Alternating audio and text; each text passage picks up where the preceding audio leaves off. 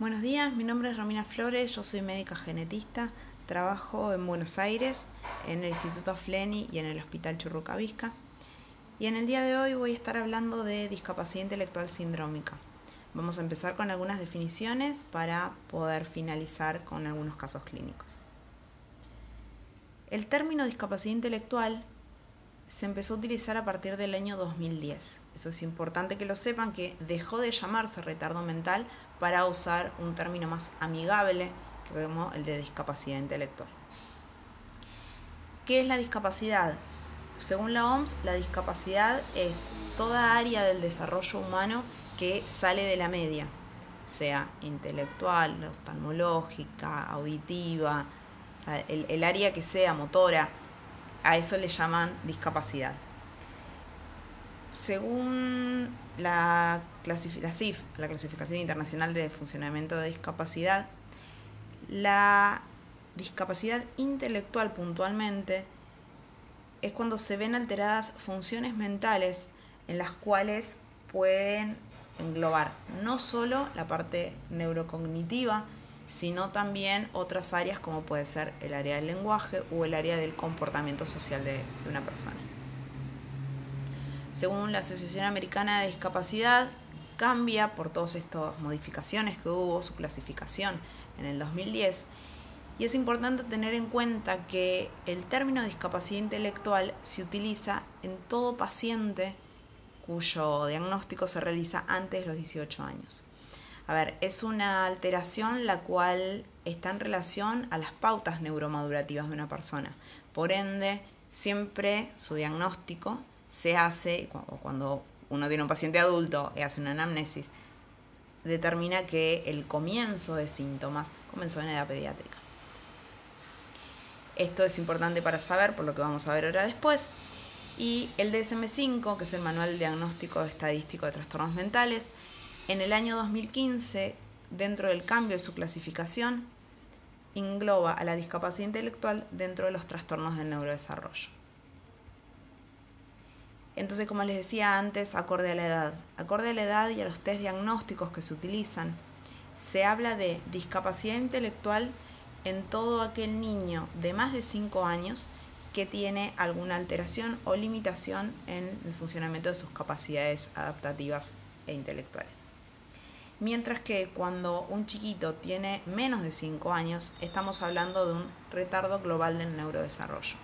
Los test para poder clasificar qué área es la que está alterada o sale de la media es mucho más difícil por una cuestión de falta de colaboración también del paciente por su edad y no porque realmente tenga una discapacidad en ese área.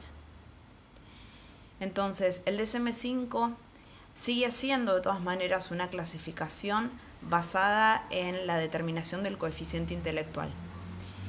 Y esta clasificación la obtenemos en 4 rangos: leve, moderado, grave o profundo, según el número que arroja este test de coeficiente intelectual, sabiendo que la gran mayoría de las discapacidades intelectuales se clasifican en leves, alrededor del 85%. Moderadas son aquellas que están alrededor del 10% de las discapacidades, con un coeficiente más bajo, entre 35 y 55 aproximadamente. Las graves son las que involucran menor porcentaje aún de pacientes, entre 3 a 4%, siendo las profundas las menos frecuentes de todas, cuando los pacientes no puntúan ni siquiera 20 puntos dentro de la clasificación de los test de coeficiente intelectual. Entonces, sabemos que esta es una entidad que afecta un porcentaje pequeño de la población mundial, entre 1 al 3%, que su etiología es heterogénea. Vamos a ver que son pocos los casos que se diagnostican, o sea, son múltiples las causas, son pocos los casos que se determinan a nivel genético. Como dice después, o sea, alrededor del 25% son aquellos donde se identifica un diagnóstico etiológico. Sucede que con las nuevas test diagnósticos, que fueron surgiendo en los últimos años, ese porcentaje se amplió, pero aún y todo sigue siendo bastante bajo. Y el OMIM describe alrededor de 3.500 patologías genéticas que asocian discapacidad intelectual. No solo vamos a hablar, que es el caso de las discapacidades intelectuales sindrómicas, que hay un compromiso neurocognitivo del paciente, sino también algunas otras alteraciones asociadas, de ahí el término de sindrómica. Puntualmente, para hablar de lo que es genética y discapacidad intelectual. Como les decía antes, el porcentaje es amplio, porque si tomamos las leves, moderadas, graves y profundas, alrededor de un 50% tienen factores genéticos. Con esto de factores genéticos me meto en las causas multifactoriales, donde hay un grupo de genes asociados a discapacidad intelectual, sin ser una patología monogénica, pero se asocian a muchas otras causas. Por ende, es que este porcentaje es aún más amplio. Genéticamente hablando, las de causa genética definida es un porcentaje bajo. Desglosando un poco esto, según las series, entre un 5 y un 30% varían las causas cromosómicas en anomalías numéricas, estructurales grandes o estructurales más pequeñas como las microdeleciones. Alrededor de un 10% de las discapacidades intelectuales son moderadas y se deben a la causa más frecuente de discapacidad intelectual moderada, leve en algunos pocos casos, heredada de causa genética, que es el síndrome de X frágil.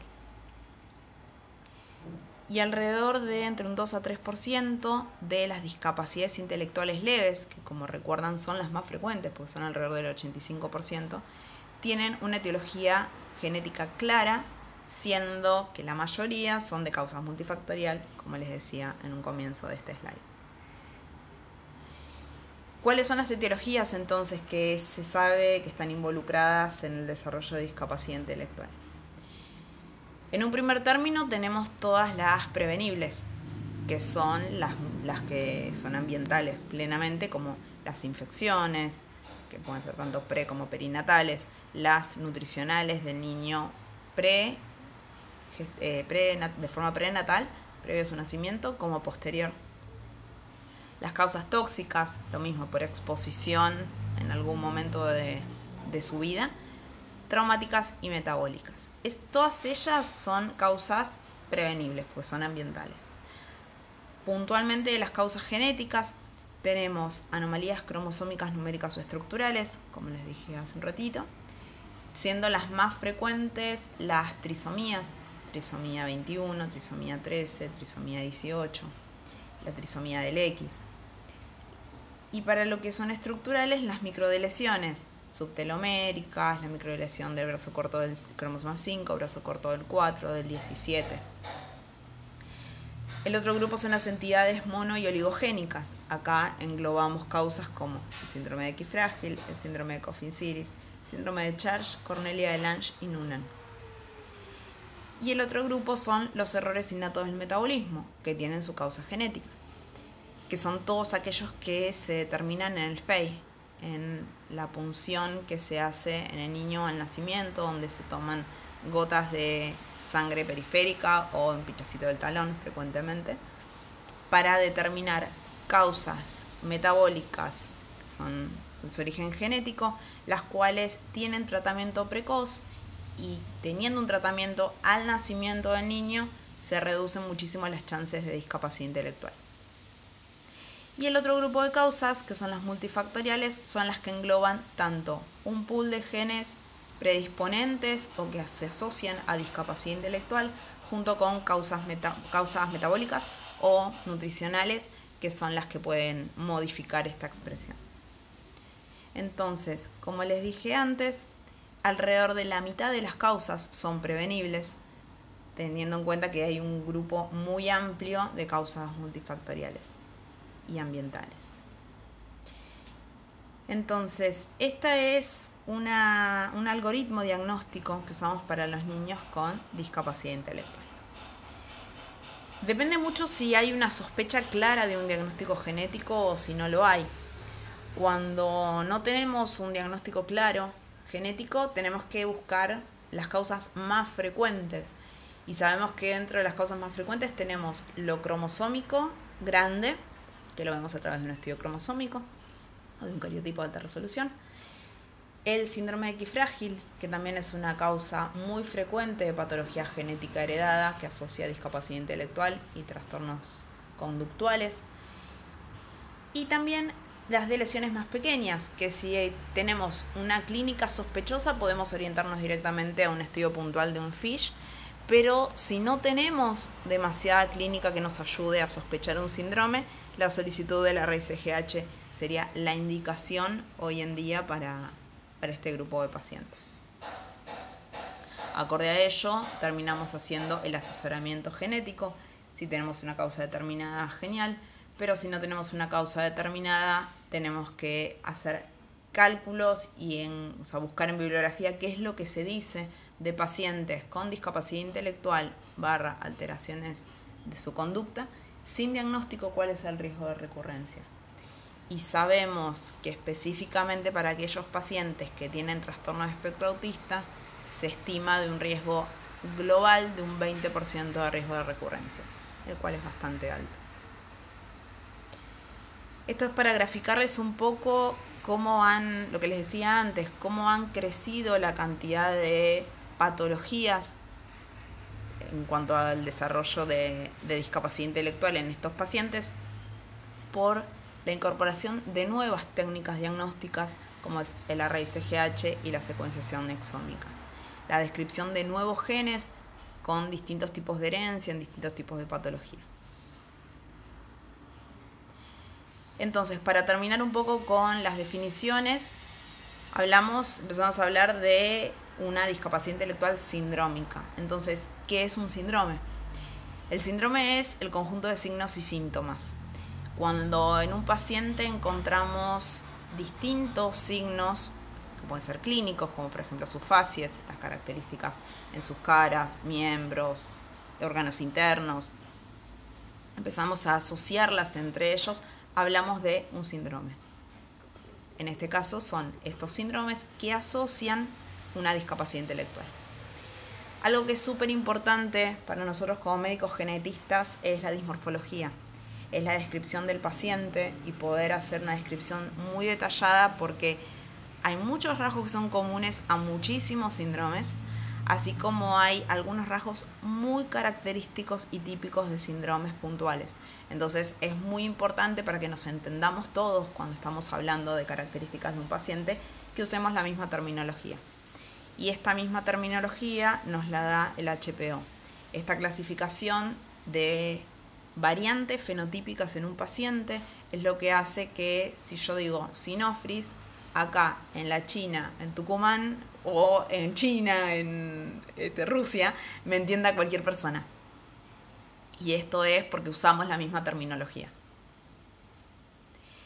Entonces, les voy a estar hablando ahora de algunos casos clínicos reales de pacientes para que, según el mismo motivo de consulta, muchas veces nos pasa a los médicos, que nos hacen una consulta y nos describen características según HPO y demás.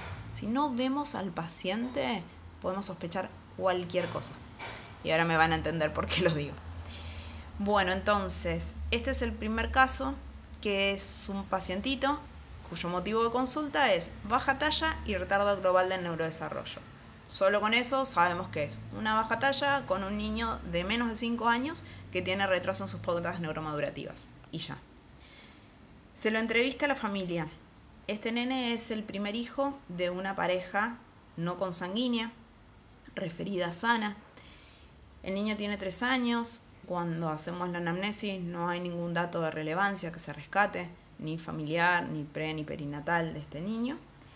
Y al evaluarlo vemos que tiene un retraso global de neurodesarrollo, tanto en pautas motoras como sociales y adaptativas, conductuales y del lenguaje.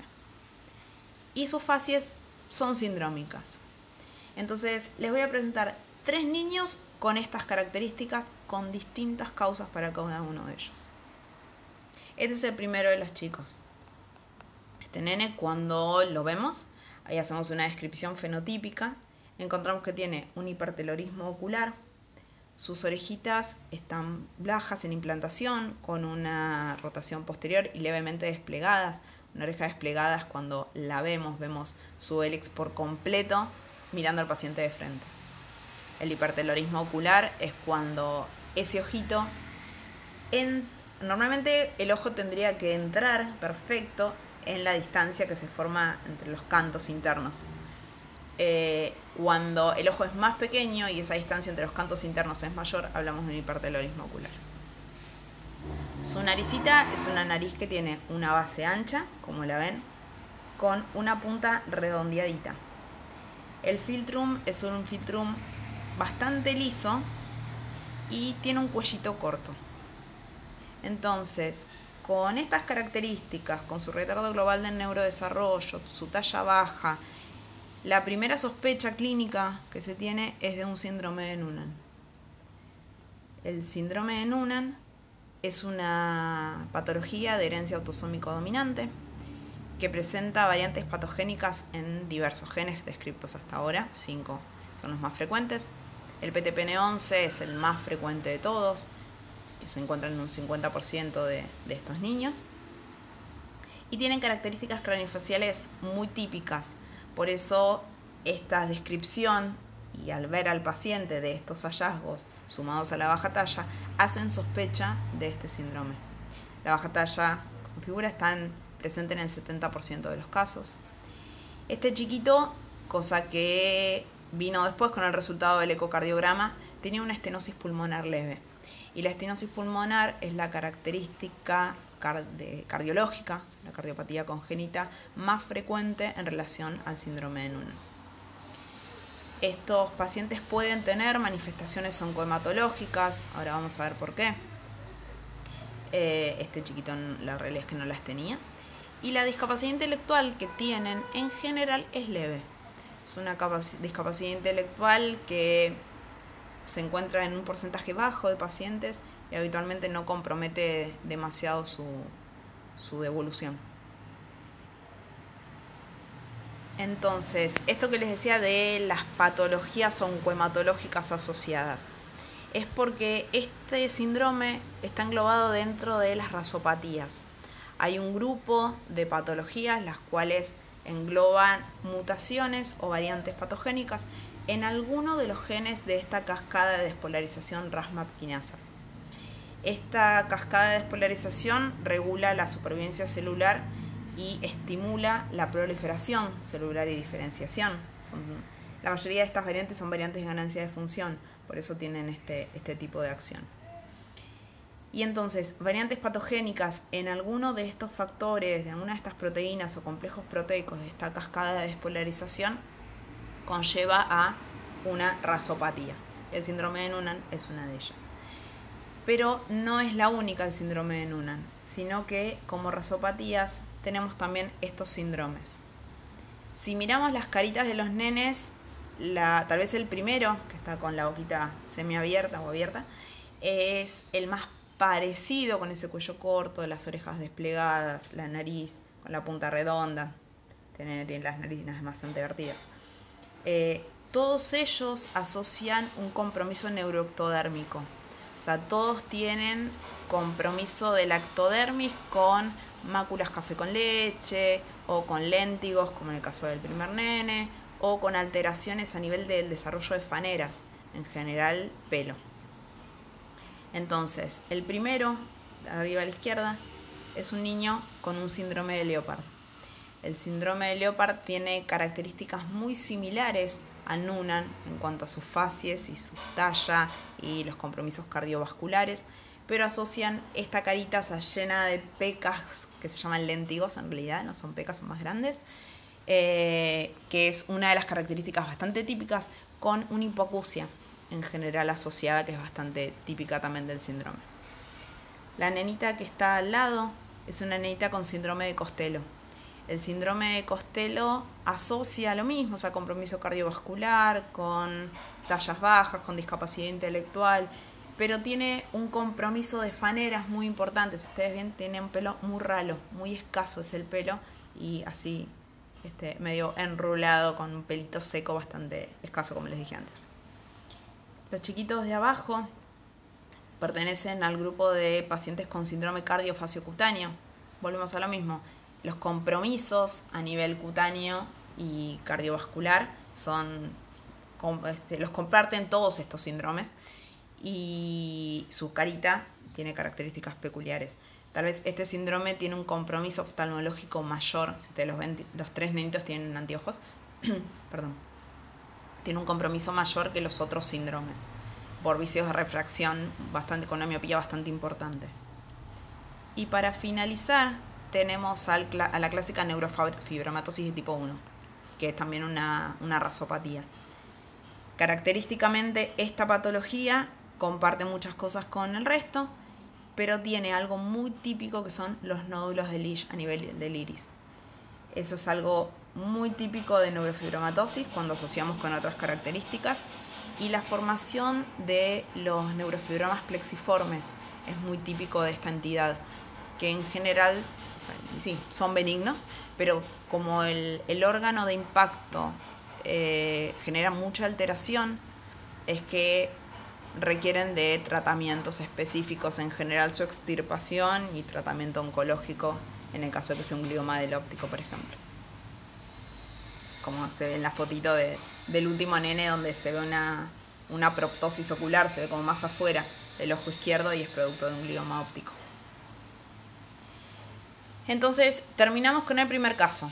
Niño baja talla con una discapacidad intelectual o un retardo global del neurodesarrollo. En este caso tenemos a una nenita. Esta nena tenía una anamnesis igual que la del niño anterior, solo que cuando hacemos el examen físico encontramos características muy distintas respecto al otro nene. Esta nena también, o sea, con una talla baja, pero la característica muy típica es el hirsutismo. El hirsutismo es el aumento en la cantidad de vello corporal. Si ustedes ven, o sea, tiene como vello más cerca de las cejas, perdón. Eso es porque la frente es hirsuta. Aparte de eso, tiene las cejas con una característica muy típica, así arqueadas, como las ven, con sinofris, o sea, unidas en el medio, con vello en el medio de ellas. Unas pestañas muy largas y muy abundantes, cosa que también es muy frecuente en este síndrome. Y como características en su facies, una frente prominente, la naricita con un puente nasal deprimido, las narinas antevertidas, la punta redonda también de esta nariz, un filtrum liso y largo y una microrretrognatia. Esta nena, en cuanto a sus pautas motoras que estaban retrasadas, no era por una hipotonía como el otro nenito, sino por una hipertonía. Por eso no podía sentarse a la edad que debía, ni caminó a la edad que tenía que caminar. Es más, esta nena ya para esta edad no caminaba. Entonces, por todas estas características clínicas, pensamos como primer causa de sospecha en un síndrome de Cornelia de Lange. El síndrome de Cornelia de Lange es un síndrome de herencia autosómico dominante o ligado al X, depende de cuál sea el gen involucrado. Las variantes patogénicas en un 50% de los casos involucran al gen NIPBL, y siendo los otros genes más frecuentes los MC, el 1A, el 3, el RAD21. Muchísimo menos frecuente el HDAC8. Estas nenas o varones tienen una... Perdón que me colgué porque si es ligado al X en general son nenas las afectadas, si es autosómico son los varones. Entonces, tienen como característica un retraso en el crecimiento pre y postnatal, bastante importante, con una microcefalia, o sea, una cabecita chiquitita,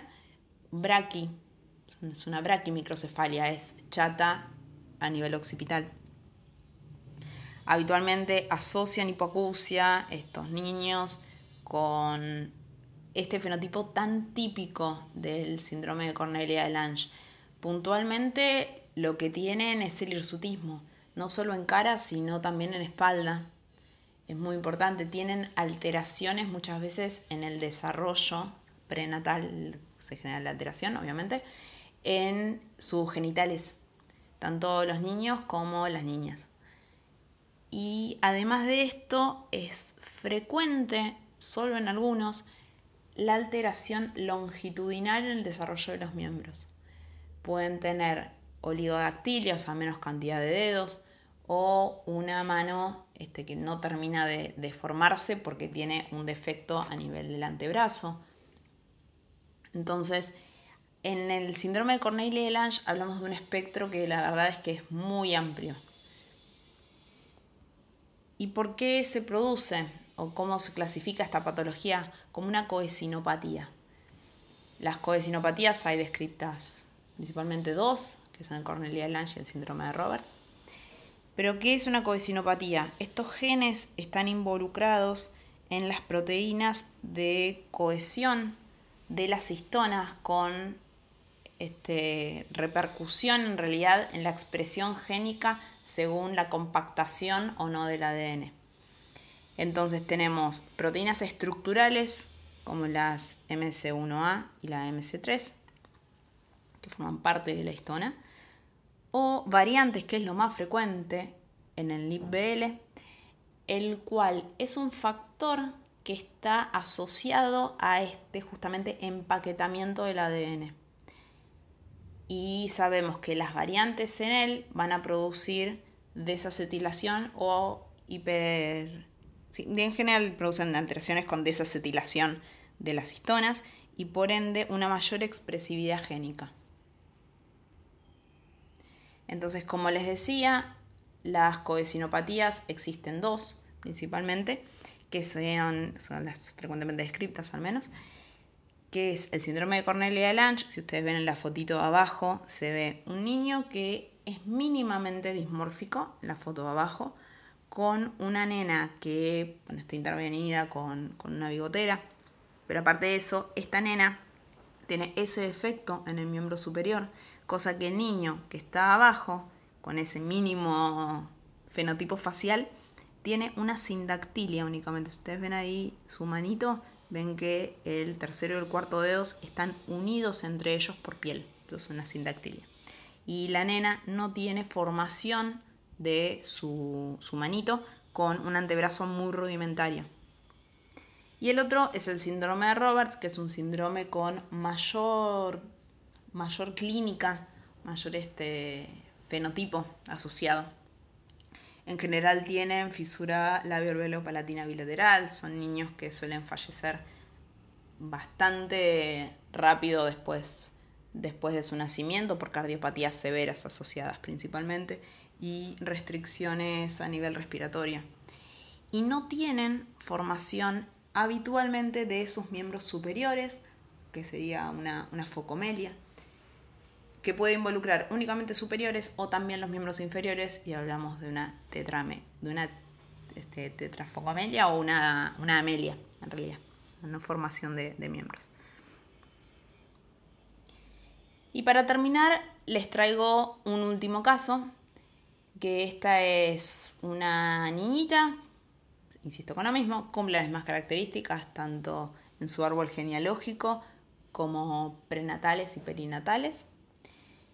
Y esta nena, si la vemos, es mínimamente dismórfica. Uno mirándolo con mucho detenimiento ve que las hendiduras palpebrales están levemente ascendentes. Y las otras características, la realidad comparte con los otros dos pacientes. Por eso les decía que es muy importante para el médico genetista verlo al paciente y revisarlo, porque si no, nos perdemos de un montón de detalles.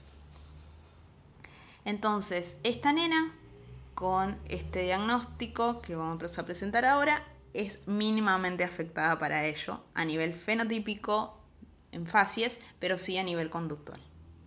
Estamos hablando de que esta nena tiene un síndrome de Smith-Magenis. El síndrome de Smith-Magenis es de herencia autosómica dominante, siendo más frecuentes los casos aislados. Y se producen por una microdeleción en el brazo corto del cromosoma 17. Esta microdeleción no la vemos en un cariotipo, ni siquiera a alta resolución, es muy pequeña, es menor a 5 megabases, entonces es muy difícil poder verla, pero sí a través de un estudio de FISH se puede ver, o obviamente de una raíz CGH. Estos chicos tienen retraso de neurodesarrollo con discapacidades intelectuales que la verdad son variables, pero es algo muy típico de estos chicos su compromiso a nivel conductual. Asocian trastorno de espectro autista con una característica sumamente típica para el Smith-Magenis, que es esto que figura acá como poliémbolo coilamanía. Es muy difícil de pronunciar, que es la capacidad que tienen estos chicos para meterse en los distintos agujeros corporales, todos los orificios corporales, nariz, boca, la cola, o sea, cualquier orificio que encuentren, algún objeto. Y esto es porque tienen una alteración franca en la sensibilidad. Entonces, estos niños tienen esta conducta y por otro lado, tienen también la conducta de autolesionarse. Característicamente se comen las uñas, pero o sea, con rabia y enteras, y se lastiman mucho las manos porque cuando tienen distintos estímulos que no pueden controlar, como tienen trastornos del lenguaje, una forma de comunicarse se ve muy alterada, entonces usan mucho la agresión contra ellos mismos principalmente y contra otras personas, que es lo que pasa muchas veces en los chiquitos con diagnóstico de TEA. Y estos niños también pueden tener unas facies muy características, no sería tanto el caso de esta nena, con una facies más bien cuadrangular, o sea, más cuadradita, con una hipoplasia mediofacial bastante típica, por eso las características de la nariz, secundaria a esta hipoplasia mediofacial, y pueden asociar anomalías congénitas cardiovasculares o renales. Entonces, lo que quería presentarles, muchas gracias por la atención, y lo que quería presentarles era un poquito esto, de los distintos casos que existen de discapacidades intelectuales sindrómicas, que obviamente esto es una muestra, hay millones, las causas son distintas y pueden ser monogénicas, pueden ser cromosómicas, que es muy importante tener en cuenta esto, ver al paciente. Así que bueno, muchísimas gracias por su atención.